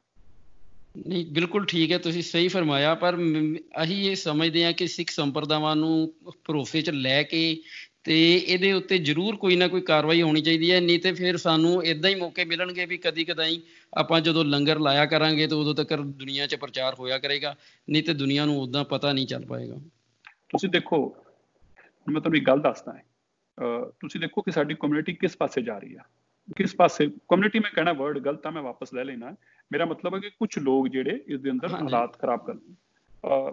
ਜੋ ਅਸੀਂ ਨਰਸਿਸ ਔਰ ਡਾਕਟਰ ਠਹਿਰਾਏ, ਉਸ ਡਾਕਟਰ ਨਰਸਿਸ ਨੇ ਕਿਹਾ ਕਿ ਅਸੀਂ ਅੱਜ ਤੁਹਾਡੇ ਇੰਪਲੋਇਜ਼ ਦਾ ਧੰਨਵਾਦ ਕਰਨਾ ਹੈ ਤੇ ਅਸੀਂ ਤੁਹਾਡੇ ਇੰਪਲੋਇਜ਼ ਦੇ ਵਾਸਤੇ ਖਾਣਾ ਤੇ ਔਰ ਕੇਕ ਬਣਾ ਰੱਖਿਆ ਸੀ ਉਹਨਾਂ ਨੂੰ ਤੁਹਾਡੇ ਇੰਪਲੋਇਜ਼ ਦਾ ਧੰਨਵਾਦ ਕਰਨਾ ਸਾਡੀ ਇੰਨੇ ਦਿਨ ਤੋਂ ਸੇਵਾ ਕਰਦੇ ਨਰਸ ਡੇ ਵਾਲੇ ਦਿਨ ਉਹਨਾਂ ਨੇ ਮੈਨੂੰ ਆਪਣਾ ਇਨਵਾਈਟ ਭੇਜਿਆ ਮੈਂ ਆਪਣੇ ਮੀਡੀਆ ਨੂੰ ਇਨਵਾਈਟ ਭੇਜਤਾ ਕਿ ਨਰਸਿਸ ਔਰ ਅੱਜ ਕਰਕੇ ਉਹਨਾਂ ਨੇ ਅੱਜ ਨਰਸ ਡੇ ਦੇ ਉੱਤੇ ਦਿੱਲੀ ਕਮੇਟੀ ਦੇ ਇੰਪਲੋਇਜ਼ ਦਾ ਧੰਨਵਾਦ ਕਰਨਗੇ ਲਓ ਜੀ ਇਹਦੇ ਉੱਤੇ ਇੰਨਾ ਵੱਡਾ ਇਸ਼ੂ ਬਣਾ ਦਿੱਤਾ ਜੀ ਦਿੱਲੀ ਕਮੇਟੀ ਜਿਹੜੀ ਆ ਨਾਈਟਿੰਗੇਲ ਦਾ ਦਿਨ ਮਨਾ ਰਹੀ ਆ ਦੇਖੋ ਜੀ ਸਾਨੂੰ ਇਹ ਪ੍ਰਥਾ ਖਤਮ ਕਰਤੀ ਸਿੱਖੀ ਨੂੰ ਖਤਮ ਕਰ ਦਿੱਤਾ ਹੈ ਜੀ ਅੱਜ ਸਾਡੇ ਕੋਲ ਇਹੋ ਜਿਹੇ ਲੋਕ ਸੀਗੇ ਉਹਨਾਂ ਨੂੰ ਛੱਡ ਕੇ ਤੇ ਗੁਰਦੁਆਰਾ ਕਮੇਟੀ ਜਿਹੜੀ ਆ ਨਾਈਟਿੰਗੇਲ ਦਾ ਜਨਮ ਦਿਨ ਮਨਾ ਰਹੀ ਆ ਮਤਲਬ ਤੁਸੀਂ ਦੇਖੋ ਹਰ ਗੱਲ ਚੋਂ ਕਿਸ ਤਰ੍ਹਾਂ ਆਪਾਂ ਗੱਲ ਕੱਢਾਂਗੇ ਆਪਣੀ ਕਮਿਊਨਿਟੀ ਨੂੰ ਬਦਨਾਮ ਕਰਾਂਗੇ ਔਰ ਜਿਹੜੇ ਲੋਕ ਹੁਣ ਤੁਸੀਂ ਸੋਚੋ ਜਿਹੜੇ ਡਾਕਟਰ ਨਰਸਿਸ ਉੱਥੇ ਆਏ ਨੇ ਉਹਨਾਂ ਨੂੰ ਤੇ ਇਹਨਾਂ ਗੱਲਾਂ ਦਾ ਮਤਲਬ ਨਹੀਂ ਨਾ ਉਹ ਤੇ ਤੁਹਾਡਾ ਸ਼ੁਕਰਾਨਾ ਕਰਨਾ ਚਾਹੁੰਦੇ ਨੇ ਹੁਣ ਉਹੋ ਜਿਹੇ ਬੰਦੇ ਜ਼ਿੰਦਗੀ 'ਚ ਇੰਨਾ ਡਰ ਜਾਣਗੇ ਉਹ ਕਹਿਣਗੇ ਵੀ ਨਾ ਨਾ ਨਾ ਨਾ ਇਹ ਇਹਨਾਂ ਦਾ ਪੰਗਾ ਨਾ ਲਿਓ ਜੀ ਚੁੱਪ ਹੀ ਲਿਓ ਜੀ ਪਤਾ ਨਹੀਂ ਇਹਨਾਂ ਦਾ ਆਪਾਂ ਚੰਗਾ ਵੀ ਨਹੀਂ ਬੋਲਣਾ ਬੋਲੇ ਬਾਅਦ ਹੀ ਪਤਾ ਨਹੀਂ ਦਾ ਕੀ ਮਤਲਬ ਕੱਢਦੇ ਨੇ ਸੋ ਕਮਿਊਨਿਟੀ ਦੇ ਅੰਦਰ ਇਹ ਬਹੁਤ ਵੱਡਾ ਚੈਲੰਜਿੰਗ ਟਾਸਕ ਆ ਕਿਉਂਕਿ ਸਾਡੇ ਅੰਦਰ ਜੋ ਆ ਨਾ ਹਰ ਬੰਦਾ ਹੀ ਲੀਡਰ ਆ ਹਰ ਬੰਦਾ ਹੀ ਨੇਤਾ ਬਣ ਚੁੱਕਿਆ ਹਰ ਬੰਦਾ ਹੀ ਕਹਿੰਦਾ ਕਿ ਮੈਨੂੰ ਸਿਆਣਪ ਹੈਗੀ ਮੈਂ ਤੈਨੂੰ ਦੱਸੂਗਾ ਅੱਜ ਕੱਲ੍ਹ 200 ਰੁਪਏ ਦਾ ਇੰਟਰਨੈਟ ਦਾ ਪੈਕ ਮਿਲਦਾ ਔਰ ਉਦੋਂ ਬਾਅਦ ਉਹਦੇ ਉੱਤੇ ਉਹੀ ਜਥੇਦਾਰ ਆ ਉਹੀ ਸਿੰਘ ਸਾਹਿਬ ਆ ਉਹੀ ਸਭ ਕੁਛ ਆ ਭਾਈ ਫਿਰ ਉਹ ਰੱਬ ਹੀ ਜਾਣੇ ਉਹ ਕੁਛ ਵੀ ਕਰ ਸਕਦੇ ਆ ਤੇ ਇਸ ਕਰਕੇ ਬਹੁਤ ਸਾਨੂੰ ਵਿਚਾਰ ਕੇ ਤੇ ਚੀਜ਼ਾਂ ਨੂੰ ਵਿਚਾਰੀਏ ਸੋਚੀਏ ਆਪਣੇ ਅੰਦਰ ਬੈਠ ਕੇ ਸੋਚੀਏ ਕਿ ਮੇਰੀ ਛੋਟੀ ਜੀ ਐਵੇਂ ਗੱਲਬਾਤ ਕਰਨ ਦੇ ਨਾਲ ਮੈਂ ਆਪਣੀ ਕਮਿਊਨਿਟੀ ਦਾ ਕਿੰਨਾ ਕੁ ਨੁਕਸਾਨ ਕਰਨ ਲੱਗਾ ਹੈ ਆਪਾਂ ਹੌਸਲਾ ਅਫਜ਼ਾਈ ਇੱਕ ਦੂਜੇ ਦਾ ਕਰਕੇ ਤੇ ਚੰਗੇ ਕੰਮਾਂ ਵਾਲੇ ਪਾਸੇ ਧਿਆਨ ਦੇਈਏ ਮਨਜਿੰਦਰ ਸਿੰਘ ਸਿਰਸਾ ਜੀ ਤੁਹਾਡਾ ਸਾਨੂੰ ਟਾਈਮ ਦੇਣ ਦਾ ਬਹੁਤ ਬਹੁਤ ਧੰਨਵਾਦ ਤੁਸੀਂ ਬਹੁਤ ਸਹੀ ਅਸੀਂ ਜੋ ਸਮਝਦੇ ਸਾਂ ਕਿ ਤੁਸੀਂ ਬਖੂਬੀ ਉਹਦੇ ਆਨਸਰ ਦਿੱਤੇ ਨੇ ਤੇ ਇਹ ਵੀ ਉਮੀਦ ਕਰਦੇ ਹਾਂ ਕਿ ਆਉਣ ਵਾਲੇ ਸਮੇਂ ਦੇ ਵਿੱਚ ਤੁਸੀਂ ਸਿੱਖੀ ਦਾ ਪ੍ਰਚਾਰ ਤੇ ਉੱਤੇ ਥੋੜਾ ਹੋਰ ਜ਼ੋਰ ਦਿਓਗੇ ਜਿਹੜੀਆਂ ਅਸੀਂ ਗੱਲਾਂ ਕਹੀਆਂ ਇਹ ਜ਼ਰੂਰ ਕਿਤੇ ਨਾ ਕਿਤੇ ਜ਼ਰੂਰ ਇਹਨਾਂ ਵੱਲ ਧਿਆਨ ਦੇਣਾ ਕਿ ਸਕੂਲਾਂ ਦੇ ਵਿੱਚ ਬੱਚਿਆਂ ਤੱਕ ਇਹ ਚੀਜ਼ਾਂ ਬਹੁਤ ਜ਼ਰੂਰੀ ਪਹੁੰਚਣੀਆਂ ਤੇ ਗਾਂ ਸਾਨੂੰ ਦੱਸਣ ਦੀ ਉਹਨਾਂ ਨੂੰ ਕਦੇ ਵੀ ਲੋੜ ਨਹੀਂ ਪਏਗੀ ਤੇ ਇਸ ਦੇ ਨਾਲ ਹੀ ਆਪਣਾ ਫਰੈਂਡਸ ਚੈਨਲ 'ਚ ਸਾਫ਼ ਤੇ ਸਿੱਧੀ ਗੱਲ ਦੀ ਅੱਜ ਇੱਥੇ ਹੀ ਸਮਾਪਤੀ ਕਰਦੇ ਹਾਂ ਤਾਂ ਫਿਰ ਤੁਹਾਡੇ ਨਾਲ ਬਹੁਤ ਬਹੁਤ ਧੰਨਵਾਦ ਜੀ ਵਾਹਿਗੁਰੂ ਜੀ ਕਾ ਖਾਲਸਾ ਵਾਹਿਗੁਰੂ ਜੀ